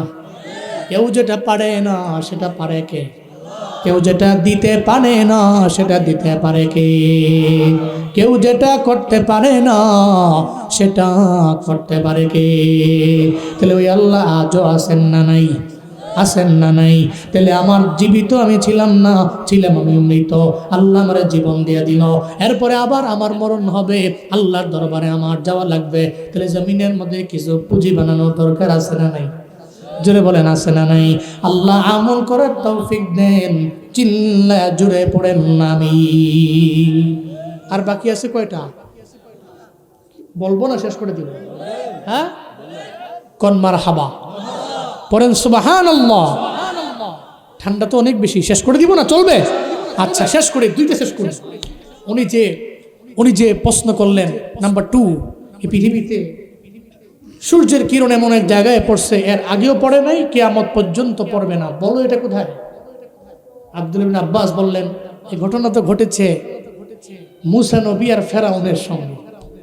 সুবহানাল্লাহ, জোরে পড়বেন না? মুসা আর ফেরাউনের কথা কোরআনে আছে না নাই? কম আছে না বেশি আছে? বহুত বেশি আছে। আল্লাহু আকবার। এই ঘটনা কোরআনই আছে। কি আছে? মুসা নবীর শত্রু তো ছিল ফেরাউন। ফেরাউন চাইতো না কোনোভাবেই মুসা ডেভেলপ হোক। তো মুসা নবীকে মারার জন্য একবার ফোন দিয়ে আটলো। মুসা নবীও তার এলাকা থেকে হিজরত করে নীল নদ পার হয়ে ওপার চলে যাবে, উনি এলাকায় থাকবে না। আল্লাহর পক্ষ থেকে আদেশ, চলে যাওয়া লাগবে। তো ফেরাউন তো চিন্তা করে মুসা যদি পালায়া যায় আর যদি নীল নদ পার হয়ে যাইতেই পারে, তাহলে ওখানে গিয়ে আবার সে ইসলাম কায়েম করবে। স্বাভাবিক ব্যাপার, যার ভিতরে গুণ আছে ও জানেই যে ওর সম্মান আছে না নাই, আছে না নাই। যে ব্যক্তি জানে, জানলেওয়ালা, সে যেখানেই যাবে ঝামেলায় পড়বে না। সে তো জানে ওখানে সে তার এই জ্ঞান দিয়ে ওখানে সে ফুল ফুটাতে পারবে। যেখানে ফুলগুলো মরতেছে ওখানে সে যে ফুলগুলো প্রজ্বলিত করবে, এটাই বাস্তবতা। তো কি মুসারে তো নীল নদ পার হয়ে ওপার যেতে দেওয়া হবে না। কি বলতে লাগলো ফেরাউন, কয় আমার যত লোকেরা আছে সৈন্যবন্য দল বলাছো, মুসা নবীর ধরবো।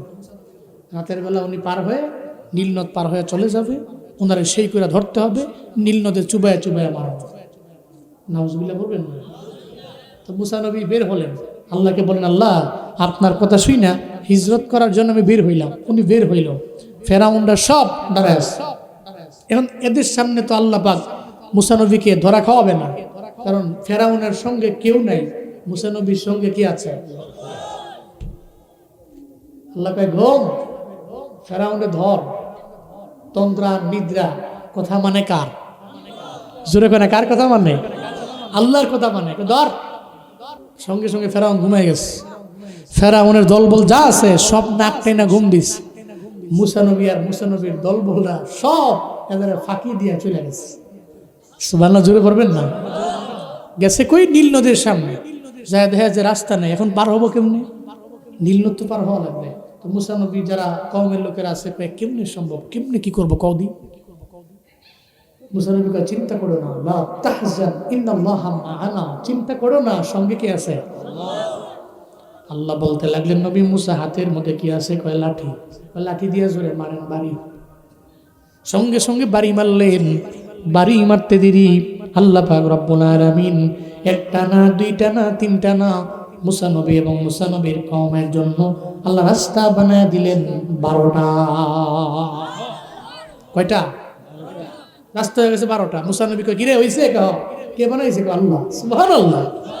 নামো, নামলো রাস্তায়। মুসা নবী আর তার দল বলে লোকেরা যাচ্ছে, ওদিকে ফেরাউন নির্দিষ্ট সময়ে ঘুম থেকে জাগছে। ঘুম থেকে জেগে কিরে ঘুমাইছো কে তোমরা? এরা কয় খোদা আপনিও তো ঘুমাইছেন, আপনিও ঘুমাইছেন, আমরাও ঘুমাইছি, সমান সমান। কত বড় সাহস! মুসা পালিয়ে গেছে। তো কই গেছে দেখ, ফলো কর। দেখতেছে যেদিকে গেছে ওদিকে সামনে নীল নদ। ফেরাউন কয় কামুইছে, আজকে এমন ভাবে ধরবো, ওদিকে সামনে গেলে নীল নদ আর পেছনে আমরা এর সুবাইয়া ডুবাইয়া নীল নদের মধ্যে মারবো। নাউজুবিল্লাহ। আর ফেরাউনের জানা কথা নীল নদের রাস্তা আছে? আছে নাই? ফেরাউন তার দলবল নিয়ে রওনা। নীল নদের কাছে গিয়ে দেখে মুসাও নাই, মুসা নবীর কওমের কোনো লোকেরাও নাই, রাস্তা আছে 12টা। ফেরাউন তো অবাক হয়ে গেল, রাস্তা করতে কে আইলো? গতকালকেও দেখলাম না, এখানে রাস্তা কে বানাইলো? 12টা রাস্তা খামখেয়ালি না নীল নদ দিয়া বানাইছে। চিন্তায় পড়ে গেল। এদিকে ফেরাউন তো নিজের একটা বরত্ব প্রকাশ করার লেগা কয়, হাই আমার কওমের লোকেরা, দেখ না তোদের জন্য, তোদের ক্ষুধা ফেরাউন নীল নদে 12টা রাস্তা বানাইছে। ডাহা মিথ্যা কথা পড়া যাবে কিনা? নাউজুবিল্লাহ। দেখছো না, চিনছো না? ক্ষুধা রাস্তা বানাইছি 12টা। ফেরাউন তো মনে মনে কয় উপর দিয়া যাই কই, আসলে তো রাস্তা আমি বানাই নাই, ঝামেলা একটা উইঠে যেতে পারে। সব দিনে নামায় দিস যে তোরা নামো। হ্যাঁ নামে না, ঘোড়ার উপরে দাঁড়ায় রইস, স্ট্রেট ফরওয়ার্ড ঘোড়া, তুমি নামো না, তারা নামো। জানে ঝামেলাটা করে যাবো মাঝখানে গেলে কি জানি কি হয়ে যায়, কারণ রাস্তা তো হে বানায় নাই। এরপরে ঘোড়ার মধ্যে বসে রইল। আচ্ছা বলেন তো আল্লাহ পাক দেখে কি দেখে না? ফেরাউন যে নামে না, হের লগে দিয়ে নামায় দিছে। আল্লাহ কয় এই ফেরেশতা, তারে নামানোর জন্য এমনি হবে না, তুমি নিজে একটা বেডি ঘোড়া সাজো। সেই যে ঘোড়ার উপরে বসে রয়েছে ওটা বেড়া ঘোড়া, আর বেড়া ঘোড়া যদি বেডি ঘোড়াটা দেখে এর মাথাতে এমনি নষ্ট হয়ে যাবে। কথা বলেন ঠিক কিনা বলেন? ফেরেশতাকে আল্লাহ বললেন, ফেরেশতা বেডি ঘোড়ার ভাবসাব লইয়া ফেরাউনের ঘোড়ার সামনে গিয়া ড্যান্স, এমন জোরে ড্যান্স মারতেছে, ফেরাউনের ঘোড়া তো মাথা মতো নষ্ট হয়ে গেছে। ফেরাউনের ঘোড়া কয় তুমি কি এর ফেরাউন টেরাউন? নেতা কোনো টাইম আছে নাকি? আমি ফাইয়ালাইছি সঙ্গিনী, আবার বেডি ঘোড়া, আবার ফেরেশতা বেডি ঘোড়া সাজছে, কি সুন্দর, এটা দেখে মাথা নষ্ট। ফেরাউন তো তার লাগাম ধরে রাখতে পারে না। আল্লাহ কয় ফেরেশতা তার সামনে গিয়া লাফ দিয়ে রাস্তায় নামো। বেডি ঘোড়া রাস্তায় নামছে, ফেরাউন তো নামবার চায় না, লাগাম ধরে রাখে, কিন্তু বেডি ঘোড়ার আকর্ষণে বেডা ঘোড়া লাফ দিয়ে রাস্তায় নেমে গেছে। সুবহানাল্লাহ জোরে পড়বেন না? وَمَكَرُوا وَمَكَرَ اللَّهُ وَاللَّهُ خَيْرُ الْمَاكِرِينَ। চিল্লে আল্লাহু আকবার। আল্লাহ কয় ফেরাউন রে, চক্রান্ত করলি, পরিকল্পনা করলাম আমি রব, পরিকল্পনা করলাম আমি আল্লাহ। আল্লাহ চাইতে উত্তম পরিকল্পনাকারী জমিনের মধ্যে কেউ নেই। আল্লাহ পাক রব্বুল আলামিন পরিকল্পনা করতে লাগলো। এবার তো ঘোড়াও দৌড়ায়, ফেরাউনের ঘোড়াও দৌড়ায়, সামনে বেড়ি ঘোড়াও দৌড়ায়। ফেরাউন কয় দাঁড়া রে, যাইস না, কি এর ঘোড়ায় তো কথা মানে না। কয় তোরে গোনার টাইম নেই, আমি আমার সঙ্গিনী বয়ে গেলাম, দৌড়ে রওনা। একটা পর্যায়ে যখন মাছ নদীর মাঝে চলে গেল, আল্লাহ কয় ফিরিস্তা আর যাওয়ার দরকার নাই, যদি আরো যাও তাহলে নদীর কিনারায় চলে যাবে। ফেরাউন তো আমি আল্লাহ বাঁচিয়ে রাখবো না, আজকেই তো তার মরণ হয়ে যাবে, তুমি চলে আসো। সঙ্গে সঙ্গে বেড়ি ঘোড়া হঠাৎ করে আবার হাওয়া হয়ে কোথায় যেন পরে চলে গেল। এবার তো ফেরাউন কয় বেড়া ঘোড়া রে, কত মানা করছিলাম বেড়ির পিছনে দৌড়াইস না, কিন্তু বেড়ির পিছনে দৌড়াইতে যাইয়া তুইও মরলি, আমারেও মারলি, তুইও মরলি তো আমারও মারলি, তো হ্যাঁ উড়ে গেছে গা। আল্লাহ কয় নীল নদীর পানি, তুমি কথা মানো আমি আল্লাহর কথা তুমি মানো, আমি জানি তুমি আমার কথাই তো মানো। কারণ মুসা নবীর লাঠির পাওয়ারে নীল নদের পানি তুমি রাস্তা বানাইলা, এখন তো আমি আল্লাহ বললে তুমি আবার আগের মতো পানি হয়ে যাবা। আল্লাহ কয় পানি রে, তুমি আগে যেমন ছিলে তেমন হও, আগের মতো রাস্তা তোমার হওয়ার দরকার নাই, তুমি পানি দিয়া এই রাস্তারে আগের মতো বানায় ফেলাও। ওই রাস্তা হঠাৎ করে পানি হয়ে গেছে। ফেরাউন রে চুবায়া ডুবায়া মারছেন কে? আব্দুল্লাহ ইবনে আব্বাস কয় ওই যে রাস্তা বানাইছে নীল নদীর মধ্যে, ওই নীল নদীর মধ্যে রাস্তা বানানোর কারণে ওই জায়গায় তো রাস্তা বানাইছে, তো নীল নদের তলদেশে রাস্তা বানাইছে, সূর্যের আলো তো ওই জায়গায়ও পড়ছে, সূর্যের কিরণটা পড়ার পরে নির্দিষ্ট একটা সময় তো রাস্তা ছিল। মুসা নবী আর মুসা নবীর দলবলের লোকেরা এরা সব পার হয়ে চলে গেছে। ইহুদি রে, ওই রাস্তা যখন আবার পানি হয়ে গেল, কিয়ামত পর্যন্ত এই পানি শুকাবেও না, রাস্তাও হবে না, আর ওই নীল নদের তলদেশে সূর্যের কিরণও আর যাবে না। আমার কথা সঠিক না বেঠিক তুমি বলো? ইহুদি কয় তুমি বলেছ, সত্য বলেছ, পড়া যাবে কি মারহাবা। 3 নম্বরে তুমি যে প্রশ্ন করছো, প্রশ্নের জবাব হইল একটা মুর্দাকে একটা কবর লয়া ঘুরছে, এটা ইউনুস নবী। কোন নবী? ওনারা তো মাছে লয়া গেছিল, তো উনি তো চেষ্টা করছে মাছ থেকে বের হবো, বের তো হয় না। 40 দিন পর্যন্ত নদীর পারে পারে বিভিন্ন জায়গায় ঘুরছে। এরপরে লা ইলাহা ইল্লা আনতা সুবহানাক ইন্নী কুনতু মিনাজ জালিমিন বলার দ্বারা ওই মাছের পেট থেকে ওই মুর্দাকে বের করতে কবর বাধ্য হয়ে গেছে, রাখতে পারে না। এটা ইউনুস নবীর বেলায় হয়েছে, বলো সঠিক কিনা? হ্যাঁ তুমি সঠিক বলেছ। তো 3টা সওয়ালের জবাব দিলাম, এখন তুমি কালেমা পড়ো। ইহুদি কয় আমারে পড়ায়া দাও, আশহাদু আল্লা ইলাহা ইল্লাল্লাহু ওয়া আশহাদু আন্না মুহাম্মাদান আবদুহু ওয়া রাসূলুহু। চিল্লা পড়েন আল্লাহু আকবার। তাহলে যে আল্লাহ আমার আল্লাহ তো চাইলে পারে, আমার আল্লাহ চাইলেই তো সম্ভব, আল্লাহ চাইলেই পারে। তাহলে জমিনের মধ্যে আল্লাহ মায়ের করবে, আমারে বড় বানাইলেন, আমি জমিনের মধ্যে আসলাম। এরপরে আল্লাহ পাক আবার আমারে কবরের মধ্যে নিয়া, কবর থেকে রবের বিচারে কাট করে আমারে নিয়ে যাবে। এই বেলকুচির আমবাড়িয়ার মুসলমানেরা, আজকে থেকে নিয়ত করে নেন রে বাবা, আপনার এই জীবন থেকে মরণ পর্যন্ত সময়টা 70-80 বছরের জিন্দেগি, 12 বছর চলে গেল, আপনি নাবালেগ, এরপরে হয়ে গেলেন আপনি সাবালক, এরপরে আপনি কষ্ট করে আপনার জিন্দেগি আপনি চালাইলেন, আপনি হয়ে গেলেন মুরব্বী। 60 বছর পর থেকে আপনি আপনার উজুর গ্যারান্টি দিতে পারেন না, আপনি চাইলেও আপনার নামাজের কয় রাকাত আপনি পড়লেন গ্যারান্টি নাই। তাহলে আপনার সাবালক নাবালেক চলে গেল, হেলায় দোলায় খেলায় আপনার মুরব্বী ওয়াক্তে আপনি নামাজ পড়ার সময় আপনি আপনার নামাজের উজুর গ্যারান্টি দিতে পারেন না। তাহলে সর্বোত্তম আমল করার জায়গাটা হলো যৌবনকাল। এই যৌবনকালে ইবাদত করব, আল্লাহরে কাছের বানাবো, রবের কাছের হয়ে যাব, আমলের বিনিময়ে জান্নাতি হব। কারা কারা পারবো? দুইটা হাত তুইলা মাওলারে দেখাই। আল্লাহ তুমি কবুল করে নাও, মঞ্জুর করে নাও, প্রত্যেকের হাত তুমি কবুল করে নাও। জীবন থেকে নিয়ে মরণ পর্যন্ত এই সময়টাতে পুঁজি নিয়ে কবরে যাওয়ার তৌফিক দাও। চিল্লা জোরে করে পড়েন আমিন, আরো জোরে পড়েন আমিন।